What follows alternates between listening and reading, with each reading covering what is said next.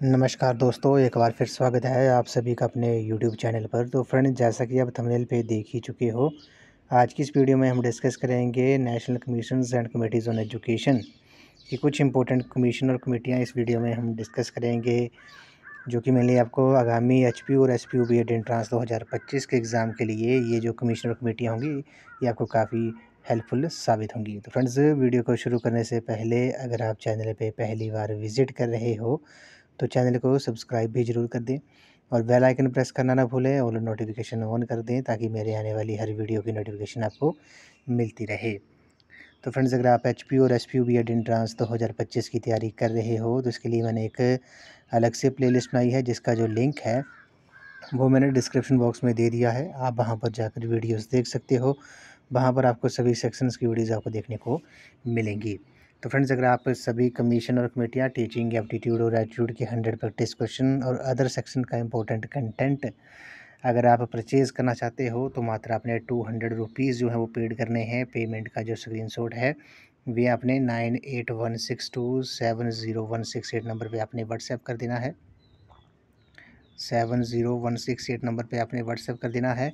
उसके बाद आपको पेमेंट के बाद आपको प्रोटेक्टेड पीडीएफ जो है वो प्रोवाइड कर दी जाएंगी और उसके बाद आपको अलग अलग व्हाट्सएप ग्रुप में जो है वो ऐड कर दिया जाएगा। बॉयज़ के लिए अलग व्हाट्सएप ग्रुप होगा, गर्ल्स के लिए अलग व्हाट्सएप ग्रुप होगा और उन व्हाट्सएप ग्रुप में आपको up to date time to time जो है वो important content, most important content सभी सेक्शन का आपको वहाँ पर प्रोवाइड कर दिया जाएगा। तो बस आपने मात्र 200 रुपीज़ जो है वो पेड करने हैं। पेमेंट का स्क्रीनशॉट दिए हुए व्हाट्सएप नंबर पे आपने सेंड कर देना है।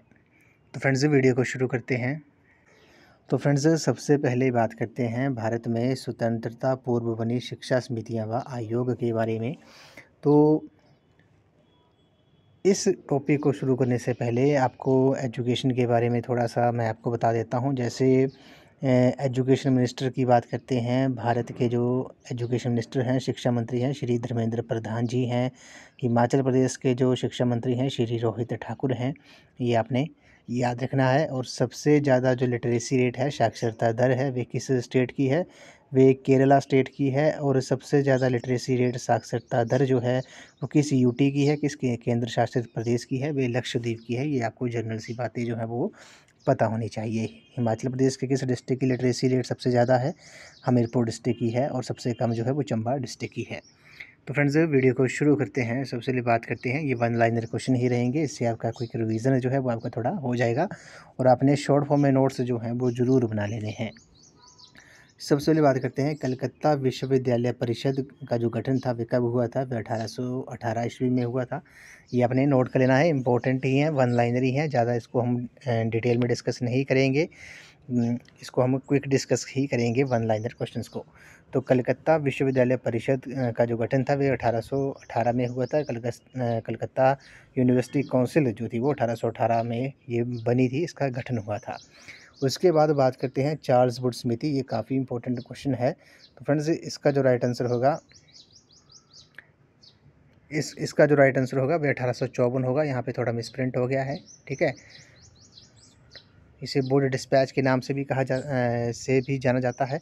तो चार्ल्स वुड समिति जो थी ये 1854 में आई थी। इसे भारतीय शिक्षा का मैग्ना कार्टा भी कहा जाता है। ये काफ़ी इंपॉर्टेंट है, आपसे एग्ज़ाम में पूछ सकते हैं कि किस समिति को, किस कमेटी को जो है वो इंडियन एजुकेशन का मैग्ना कार्टा जो है वो कहा जाता है। तो वो वुड डिस्पैच या चार्ल्स वुड समिति उसे कहा जाता है। 1854 में आई थी, 1854 में आई थी।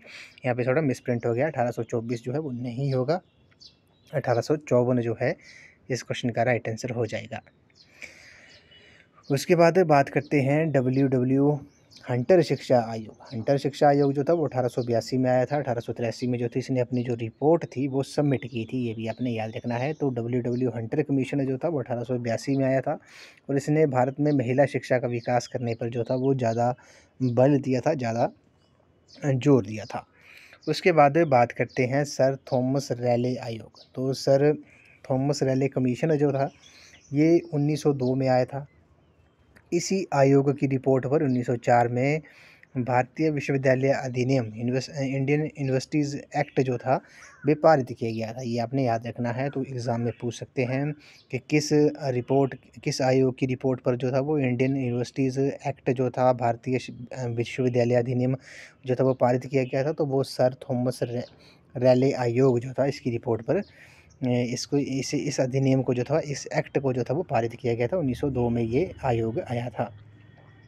उसके बाद बात करते हैं M.E. सैंडलर आयोग। तो सैंडलर कमीशन के बारे में बात करते हैं। 1917 में ये सैंडलर कमीशन आया था और इसने स्कूली शिक्षा को 12 वर्ष करने का जो था वो सुझाव दिया था। तो सैंडलर आयोग को और किस नाम से जानते हैं, ये आपने कमेंट सेक्शन में बताना है, क्योंकि ये क्वेश्चन हमने कई बार जो है वो प्रीवियस वीडियो में डिटेल में डिस्कस किए थे, जो कमीशन और कमेटियाँ थी। तो सैंडलर आयोग को जो है, सैंडलर कमीशन को जो है वो और किस नाम से जाना जाता है, ये आपने कमेंट सेक्शन में बताना है। उसके बाद बात करते हैं हार्टोग कमेटी के बारे में। तो ये आपने नाम सुना ही होगा। सर फिलिप हार्टोग कमेटी जो थी वे 1929 में आई थी। इसने व्यावसायिक व औद्योगिक शिक्षा पर जो था वो जोर दिया था। वोकेशनल और इंडस्ट्रियल एजुकेशन पर जो था वो इसने ज़्यादा बल दिया था, ज़्यादा जोर दिया था। तो ये भी आपने याद रखना है। तो फ्रेंड्स, अगर आपको लगता है शॉर्ट फॉर्म में नोट्स जो हैं आपने ज़रूर बना लेने हैं। जो भी आपको लगता है कि मैं इस टॉपिक का या इस क्वेश्चन का शॉर्ट फॉर्म में नोट्स बना लूँ, तो आपको जो आपको लगता है वो आपने शॉर्ट फॉर्म में नोट्स लिख लेने हैं, ज़रूर बना लेने हैं।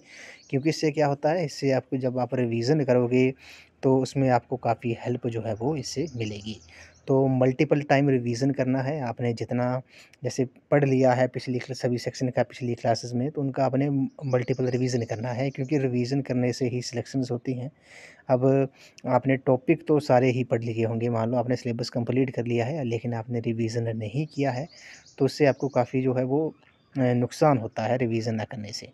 तो रिवीजन से ही सिलेक्शन होती है। मल्टीपल टाइम आपने रिवीजन करना है। मान लो आपने कोई टॉपिक पढ़ लिया है, या फिर मेरी वीडियो से आपने कोई क्वेश्चन टॉपिक पढ़ लिया है, वीडियोस देख ली हैं, या किसी और बुक से पढ़ लिया, किसी और चैनल से आपने पढ़ लिया है, तो आपने बस रिवीजन ज़रूर करना है। चाहे आप जहाँ मर्जी से पढ़ो, जिस मर्जी बुक से पढ़ो या किसी और चैनल से पढ़ो, लेकिन आपने एक बात याद रखनी है, आपने रिवीजन ज़रूर करना है उस चीज़ का, मल्टीपल टाइम करना है और रिवीजन, ठीक है। तो फिलिप हार्टोग कमेटी जो थी वो कब आई थी, 1929 में आई थी। इसने वोकेशनल और इंडस्ट्रियल एजुकेशन पर जो था वो ज़्यादा जोर दिया था।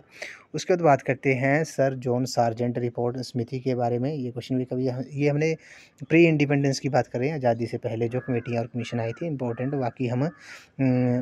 बाकी हमने डिस्कस कर ही ली हैं। अगर आप परचेज़ करोगे तो उसमें आपको सभी कमीशन और कमेटियाँ जो है वो आपको देखने को मिलेंगी।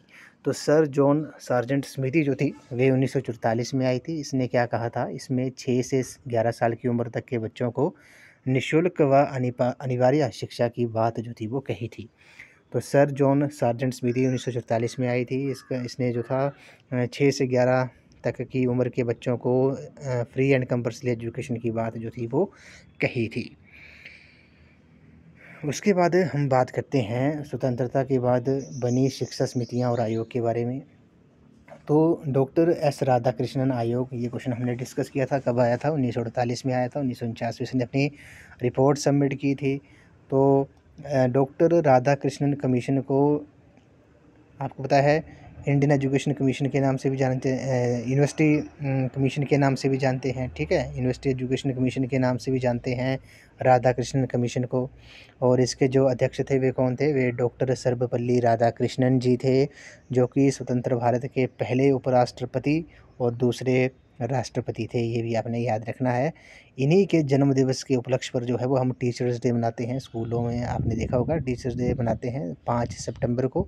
वे डॉक्टर सर्वपल्ली राधाकृष्णन जी के जन्मदिन के उपलक्ष्य पर ही हम मनाते हैं। तो डॉक्टर राधाकृष्णन आयोग को और किस नाम से जानते हैं, यूनिवर्सिटी एजुकेशन कमीशन, विश्वविद्यालय शिक्षा आयोग के नाम से भी जानते हैं। 1948 में इस कमीशन का गठन हुआ था। 1949 में इसने रिपोर्ट जो थी वो सबमिट की थी, और विश्वविद्यालय अनुदान आयोग इनके यूजीसी यूनिवर्सिटी ग्रांट कमीशन की स्थापना की थी इस आयोग ने। उसके बाद बात करते हैं मुदालियर शिक्षा आयोग के बारे में। तो मुदालियर शिक्षा आयोग को आपको पता है, इसे माध्यमिक शिक्षा आयोग भी कहा जाता है, सेकेंडरी एजुकेशन कमीशन भी कहा जाता है। 1952 में आया था ये। 1952 में ये इसे अपॉइंट किया गया था, ये भी आपने याद रखना है। तो मुदालियर शिक्षा आयोग को सेकेंडरी एजुकेशन कमीशन के नाम से भी जाना जाता है। उसके बाद इम्पोर्टेंट है, बात करते हैं हम डॉक्टर डी एस कोठारी आयोग के बारे में। तो फ्रेंड्स यहाँ पे मिसप्रिंट हो गया है, जो कोठारी आयोग था ये 1964 में आया था। थोड़ी टाइपिंग में भी मिसप्रिंट हो जाता है या फिर गलत टाइप हो जाता है, ठीक है। तो आपने ये नोट कर लेना है, कोठारी आयोग जिसे इंडियन एजुकेशन कमीशन के नाम से भी जानते हैं। तो डी एस कोठारी आयोग जो था वो 1964 में आया था और इसने 29 जून 1966 को जो थी वो अपनी रिपोर्ट जो थी वो सबमिट की थी, ये आपने याद रखना है। तो दौलत सिंह कोठारी जो थे इसके अध्यक्ष थे, ये भी आपने याद रखना है। कोठारी कमीशन को और किस नाम से जानते हैं? भारतीय शिक्षा आयोग, इंडियन एजुकेशन कमीशन के नाम से जानते हैं। 1964 में इसे अपॉइंट किया गया था। 29 जून 1966 को इसने अपनी रिपोर्ट सबमिट की थी और इसमें सामाजिक उत्तरदायित्व व नैतिक शिक्षा पर जो था वो ध्यान दिया था, ये भी आपने याद रखना है। तो यहाँ पे जो है वो थोड़ा गलत टाइप हो गया है, 1968 नहीं होगा। तो फ्रेंड्स आपने 1964 जो है वो आपने नोट कर लेना है। ये क्वेश्चन भी ऐसे हमने पहले ये डिस्कस कर लिया था। उसके बाद बात करते हैं राष्ट्रीय शिक्षा नीति पर पुनर्विचार, यानी कि रिव्यू जो हुआ था नेशनल एजुकेशन पॉलिसी 1986 का, भी कब हुआ था? 1992 में हुआ था। इसमें कहा गया था कि एक सजग व मानवतावादी समाज के लिए शिक्षा का इस्तेमाल, और इसे आचार्य राममूर्ति स्मृति भी कहा जाता है। तो ये आपने मोस्ट इम्पोर्टेंट है, ये आपने स्टार लगा के जो है वो नोट कर लेना है।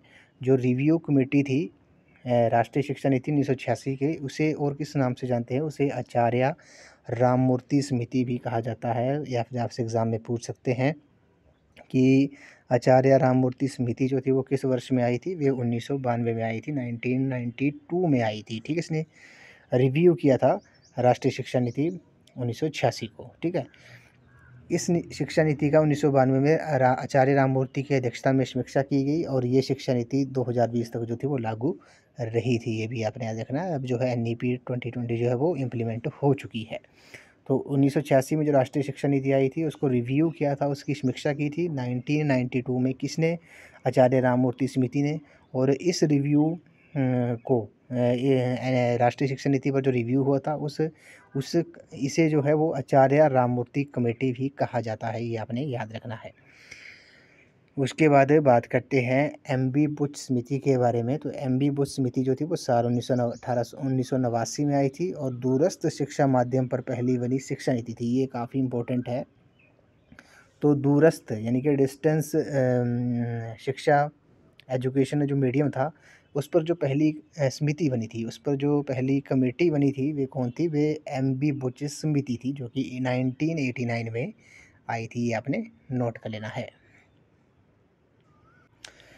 उसके बाद बात करते हैं जी राम रेड्डी समिति के बारे में। 1992 में आई थी और दूरस्थ शिक्षा पर केंद्रीय परामर्श समिति थी, ये सेंट्रल एडवाइजरी कमेटी थी ये, ठीक है, जो जी राम रेड्डी समिति थी। उसके बाद प्रोफेसर यशपाल समिति, ये भी काफ़ी इंपॉर्टेंट है। तो प्रोफेसर यशपाल समिति जो थी वो 1992 में आई थी, बोझ मुक्त शिक्षा की संकल्पना इन्होंने दी थी, ठीक है। नेक्स्ट बात करते हैं, बोला गया कि रामलाल पारेख समिति जो थी, रामलाल पारेख समिति जो थी वो 1993 में आई थी, B.Ed पत्राचार समिति थी ये, ठीक है। नेक्स्ट बात करते हैं प्रोफेसर खेरमा लिंगदोह समिति जो थी ये 1994 में आई थी, पत्राचार B.Ed अवधि 14 माह जो थी वो तय की गई थी, ये आपने नोट करना है। उसके बाद बात करते हैं प्रोफेसर R टकवाले समिति। तो प्रोफेसर R टकवाले समिति जो थी वो 1995 में आई थी, सेवारत अध्यापकों हेतु पत्राचार से B.Ed जो था इन पे जो था इन्होंने बल दिया था। उसके बाद बात करते हैं NCF के बारे में, मोस्ट इम्पोर्टेंट है NCF। तो NCF की फुल फॉर्म भी आपसे पूछ सकते हैं। तो NCF की जो फुल फॉर्म होती है वह नेशनल करिकुलम फ्रेमवर्क होती है। राष्ट्रीय ज्ञान आयोग जो था इसकी स्थापना जो थी वो 2005 में हुई थी। ज्ञान आधारित समाज की संकल्पना व प्राथमिक स्तर से अंग्रेजी माध्यम में शिक्षा को अनिवार्य करने की जो सिफारिश थी वे NCF 2005 ने की थी, नेशनल करिकुलम फ्रेमवर्क ने की थी। तो ये आपने याद रखना है, NCF की जो फुल फॉर्म होती है वे नेशनल करिकुलम फ्रेमवर्क होती है। राष्ट्रीय ज्ञान आयोग सॉरी तो फ्रेंड्स ये सॉरी मैंने गलती से इसको राष्ट्रीय ज्ञान आयोग को NCF ही समझ लिया, तो इसकी NCF नहीं है, ये नेशनल नॉलेज कमीशन है, ठीक है। सॉरी वैसे गलती से मैंने इसको आपको NCF ही समझ लिया था, राष्ट्रीय ज्ञान आयोग। ये जो है वो आपका नॉलेज कमीशन होगा, ठीक है। नेशनल नॉलेज कमीशन जो है राष्ट्रीय ज्ञान आयोग, ठीक है। तो गलती होगी मेरे को, यहाँ पे हिंदी और इंग्लिश में मैं कन्फ्यूज़ हो गया था। तो राष्ट्रीय ज्ञान आयोग यानी कि नेशनल नॉलेज कमीशन जो था उसका ये 2005 में इसका गठन हुआ था। ज्ञान आधारित समाज की संकल्पना व प्राथमिक स्तर से अंग्रेजी माध्यम में शिक्षा को अनिवार्य करने की जो थी वो सिफारिश की गई थी। तो नेशनल नॉलेज कमीशन जो था वो कब आया था? 2005 में आया था। उसी तरह एनसीएफ की बात कर लेते हैं। एनसीएफ हमने किया था एनसीएफ। तो एनसीएफ की जो फुल फॉर्म होती है वे नेशनल करिकुलम फ्रेमवर्क होती है, और ये भी जो था वो 2005 में ही इसका गठन हुआ था, ये भी आपने याद रखना है। उसके बाद बात करते हैं जस्टिस जेएस वर्मा समिति जो थी। जस्टिस जेएस वर्मा समिति जो थी वो 2012 में आई थी। शिक्षकों की क्षमता की इसमें इस पे पर जांच जो था, इस पर जो था इन्होंने अपना बल दिया था, इस पर जोर दिया था। तो जस्टिस जेएस वर्मा समिति जो थी वो कब आई थी? वे 2012 में आई थी। अब थोड़े इसको एक थोड़ा सा डिटेल में भी कर लेते हैं डिस्कस। जैसे राधाकृष्णन आयोग जो था, इसे विश्वविद्यालय शिक्षा आयोग के नाम से भी जाना जाता है। ये स्वतंत्र भारत का पहला शिक्षा आयोग था जिसने उच्च शिक्षा में सुधार के लिए सिफारिश की गई थी। तो अगर आपसे क्वेश्चन पूछते हैं कि स्वतंत्र भारत का जो पहला शिक्षा आयोग था वे कौन था? वे विश्वविद्यालय शिक्षा आयोग था, राधाकृष्णन आयोग था। और इसके जो अध्यक्ष थे वे डॉक्टर सर्वपल्ली राधाकृष्णन थे, जो कि स्वतंत्र भारत के पहले उपराष्ट्रपति और दूसरे राष्ट्रपति थे, ठीक है। ये आपने याद रखना है। तो राधाकृष्णन कमीशन या फिर इसे यूनिवर्सिटी एजुकेशन कमीशन कहा जाए, ये स्वतंत्र भारत का पहला शिक्षा आयोग था। उसके बाद बात करते हैं मुदालियर कमीशन के बारे में। 1952 में ये आया था। इसका पूरा नाम माध्यमिक शिक्षा आयोग था, सेकेंडरी एजुकेशन कमीशन था। इसने माध्यमिक शिक्षा में सुधार के लिए सुझाव दिए, जैसे कि पाठ्यक्रम में विविधता लाना, एक मध्यवर्ती स्तर को जोड़ना और त्रिस्तरीय स्नातक पाठ्यक्रम शुरू करना, ठीक है। 1952 में आया था। कोठारी कमीशन के बारे में बात करते हैं। तो कोठारी कमीशन को राष्ट्रीय शिक्षा आयोग, नेशनल एजुकेशन कमीशन के नाम से भी जानते हैं, इंडियन एजुकेशन कमीशन के नाम से भी जानते हैं। 1964 में इसे अपॉइंट किया था। 29 जून 1966 को इसने रिपोर्ट सबमिट की थी। तो इसे राष्ट्रीय शिक्षा आयोग के नाम से जाना जाता है। इसने शिक्षा के सभी स्तरों में सुधार के लिए व्यापक सिफारिशें दी, जैसे कि शिक्षा का एकीकरण, शिक्षा में भाषा नीति और प्रशिक्षण के बारे में इसने जो था वो बल दिया था। उसके बाद बात करते हैं राष्ट्रीय शिक्षा नीति 1986 के बारे में। तो इस नीति ने शिक्षा में नए दृष्टिकोण अपनाने और शिक्षा को अधिक समावेशी बनाने पर जो था वो जोर दिया था राष्ट्रीय शिक्षा नीति 1986 ने। नेक्स्ट बात करते हैं राष्ट्रीय शिक्षा नीति 2020 के बारे में। इसका पैटर्न आपने नोट कर लेना है। 5+3+3+4 जो है इसका पैटर्न है राष्ट्रीय शिक्षा नीति 2020 का। ये भारत की शिक्षा नीति में एक महत्वपूर्ण बदलाव है जो विद्यालय और उच्च शिक्षा दोनों में सुधार पर केंद्रित है, ठीक है। ये आपने याद रखना है। तो राष्ट्रीय शिक्षा नीति जो थी 2020 उसका जो पैटर्न है वे क्या है? 5+3+4 है। उसके बाद बात करते हैं चार्ल्स वुड का देश के बारे में। 1824 में आया था, ठीक है। ये 1854 होगा, यहाँ भी थोड़ा टाइपिंग में गलती हो गई है। इसे भारतीय शिक्षा का मैग्ना कार्टा भी कहा जाता है। इसने शिक्षा में सुधार के लिए कुछ महत्वपूर्ण सुझाव दिए थे। तो चार्ल्स वुड या वुड डिस्पैच से कहा जाता है। तो ये 1854 में आया था, 1854 में आया था वुड डिस्पैच जो था, ठीक है। ये आपने नोट कर लेना है। यहाँ पे थोड़ी टाइपिंग में जो है वो गलती हो जाती है, तो 1854 होगा। उसके बाद बात करते हैं हंटर आयोग के बारे में। हंटर आयोग जो था वो 1882 में आया था, ठीक है। हंटर आयोग जो था इसने प्राथमिक और माध्यमिक शिक्षा में सुधार पर ध्यान केंद्रित जो था वो किया था हंटर कमीशन ने, ठीक है। और लास्ट में बात करते हैं, इस वीडियो का ये लास्ट है। इसमें यशपाल कमेटी के बारे में बात की है। यशपाल कमेटी जो थी 1993 में आई थी। इसका मुख्य उद्देश्य स्कूली छात्रों पर भार को कम करना और शिक्षा की गुणवत्ता में जो था वो सुधार करना था। यशपाल कमेटी ने ये कहा था, ठीक है। तो फ्रेंड्स आज की इस वीडियो में बस इतना ही। आज हमने national commissions and committees on education की कुछ इंपॉर्टेंट कमीशन और कमेटियाँ, स्वतंत्रता से पूर्व और स्वतंत्रता के बाद कुछ इंपॉर्टेंट कमीशन और कमेटियों को हमने इस वीडियो में क्विक डिस्कस किया, ज़्यादा डिटेल में डिस्कस नहीं किया। प्रीवियस वीडियोज़ में हमने डिटेल में डिस्कस किया था। इससे आपका जो है थोड़ा क्विक रिवीजन भी हो जाएगा कमीशन और कमेटियों का, ठीक है। तो फ्रेंड्स आपने शॉर्ट फॉर्म में नोट्स ज़रूर बना लेने हैं। जो आपको लगता है कि ये इम्पोर्टेंट है तो शॉर्ट फॉर्म में नोट्स ज़रूर बना लेने हैं, क्योंकि रिवीजन के टाइम इससे जो है वो आपको काफ़ी हेल्प जो है वो मिलती है शॉर्ट फॉर्म नोट्स से। ऐसा नहीं है कि आपने सारा ही लिख लेना है, जो शॉर्ट फॉर्म में है, जो आपको लगता है, जो इम्पोर्टेंट है, ठीक है? तो इससे आपको काफ़ी हेल्प जो है वो एग्ज़ाम में मिलेगी। आपको पता है 20 कमीशन और कमेटियाँ के क्वेश्चन पूछे जाते हैं। 20 कमीशन और कमेटियाँ सेक्शन से 20 क्वेश्चन पूछे जाते हैं। 20 ही मार्क्स के होते हैं। हर एक क्वेश्चन जो होता है वो 1 मार्क्स का होता है। तो उसके पॉइंट ऑफ व्यू से जो है वो कमीशन और कमेटियाँ जो है काफ़ी इम्पोर्टेंट सेक्शन जो है वो रहती है एचपी और एसपी बीएड एंट्रांस में।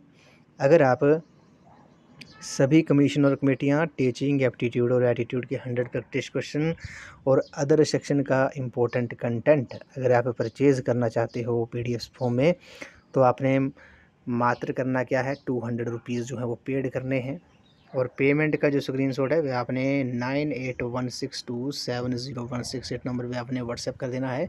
उसके बाद आपको प्रोटेक्टेड पीडीएफ जो है वो प्रोवाइड कर दी जाएंगी, कमिश्नर कमेटियाँ की भी, टीचिंग एप्टीट्यूड और एटीट्यूड की 100 प्रैक्टिस क्वेश्चन भी, और अदर सेक्शन का भी इंपॉर्टेंट कंटेंट जो है वो आपको प्रोवाइड कर दिया जाएगा। बस मात्र आपने 200 रुपीज़ जो है वो पेड करने हैं। पेमेंट का स्क्रीनशॉट आपने दिए हुए व्हाट्सएप नंबर पर सेंड कर देना है, और पेमेंट करने के बाद जो है वो आपको अलग अलग व्हाट्सएप ग्रुप में ऐड कर दिया जाएगा। बॉयज़ के लिए अलग व्हाट्सएप ग्रुप होगा, गर्ल्स के लिए अलग व्हाट्सएप ग्रुप होगा, और उन व्हाट्सएप ग्रुप में आपको up to date time to time जो है वो आपको सभी सेक्शन का मोस्ट इंपॉर्टेंट कंटेंट भी वो आपको प्रोवाइड कर दिया जाएगा। चाहे करंट अफेयर्स हो, एचपीजी के हो, इंडियन जी के हो, Hindi, math, reasoning, teaching aptitude, mission कमेटियाँ, ठीक है, वो आपको वहाँ पर प्रोवाइड जो है वो आपको कर दिया जाएगा। तो बस मात्र आपने 200 रुपीज़ जो है वो आपने पेड करने हैं। पेमेंट का स्क्रीनशॉट दिए हुए नंबर पे आपने व्हाट्सएप कर देना है।